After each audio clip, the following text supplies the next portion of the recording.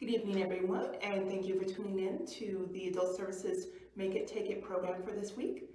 My name is Jennifer Bradley, and I'm the Adult Programming Librarian for the Clearview Library District.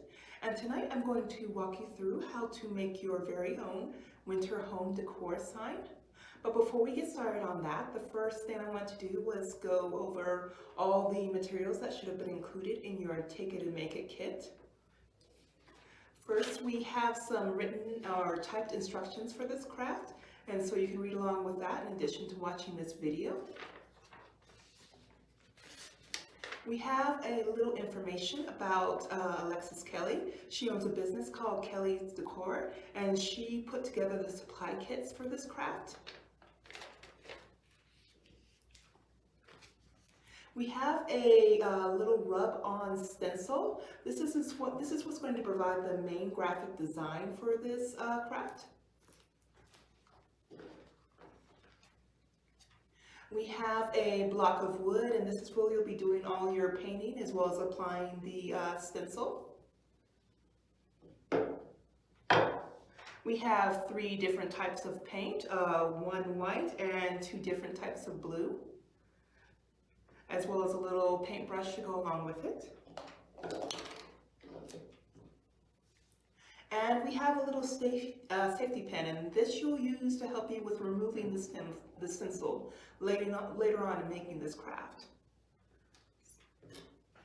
So also not included in this kit, but hopefully you have one at home somewhere, is I'm going to use a little credit card, and this will help you with applying the stencil. Rubbing it onto the wood. So hopefully you have this or any kind of dull edge that you can use. And so that concludes what we'll be using to make this craft. So to go ahead and start things now, the first thing we want to do is take our block of wood, and if you want it a solid color, you want to go ahead and paint it. To kind of save some time for this craft, I went ahead and painted mine white. And so you can use the whites or the blues, or if you have your own paints and want to be creative, you can go ahead and do that. But you want to paint the wood before you. The next step is going to be applying the stencil. So you want to go ahead and paint your wood before you do that, and make sure the paint is good and dry. But once the paint is good and dry, we're going to go ahead and apply our rub-on stencil. And to help us with that is Alexis Kelly. She's created a nice little video, so I'm going to cut away to that for now. All right, I wanted to show you how to remove the stencil. So you'll rub it, and it makes it easier if you rotate it down.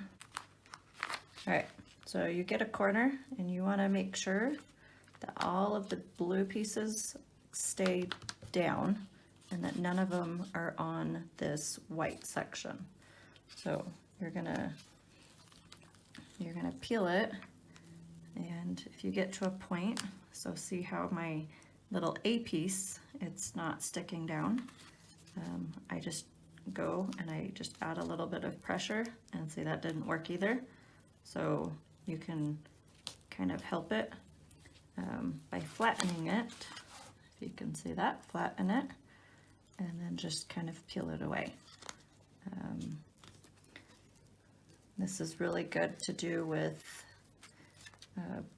stencils that you have that have a lot of words on it, especially the smaller they are, the harder it kind of gets. So you want to be able to, you just use the force to be able to pull it as you go, and you want to make sure that there are none there.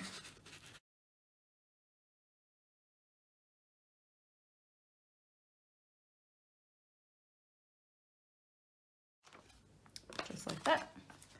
Then you flip it over and line it up so it looks good to you.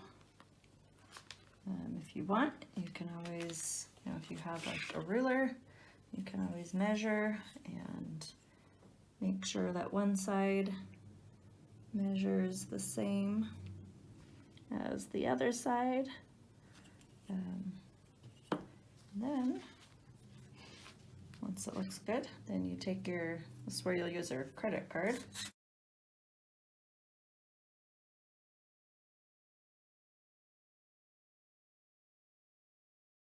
All right, and then now this is where you're going to take this off. So you don't want it to stick like that. You want the blue to stay down.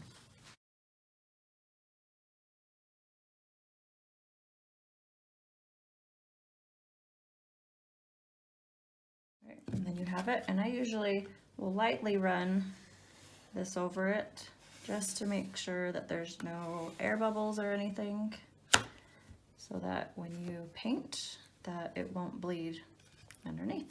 So that's how you put your stencil on. Okay, so once we have our stencil safely and smoothly applied to the wooden block, it should look a little something like this. And the next thing we'll be ready to do is paint in our design. So I'm going to use the two blues that were provided with my kit to paint in the letters and the snowflake. Again, if you have your own paints, feel free to use those as well. And with applying, with paint in the stencil, it's recommended that you use very thin coats, 2 and preferably 2. So you want to keep it thin so that the paint doesn't like bleed in between the spaces of the stencil and the wood. And then 2 again, so that it's like nice and visible and thick. So I'm going to go ahead and do that real quick.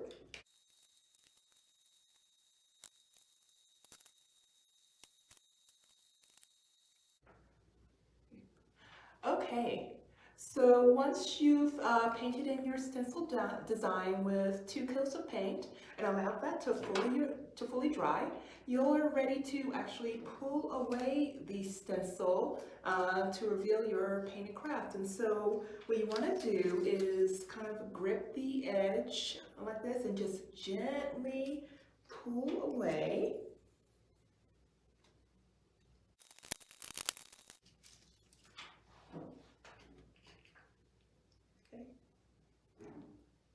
And so in some cases, some parts of the stencil might still stick onto the wood, so that's what we're going to use this little safety pin that was included into your craft for, or your craft kit for. I'm going to use that we're going to open that up and use the little pointed end to kind of scrape those extra pieces out. So I'm going to do that real quick.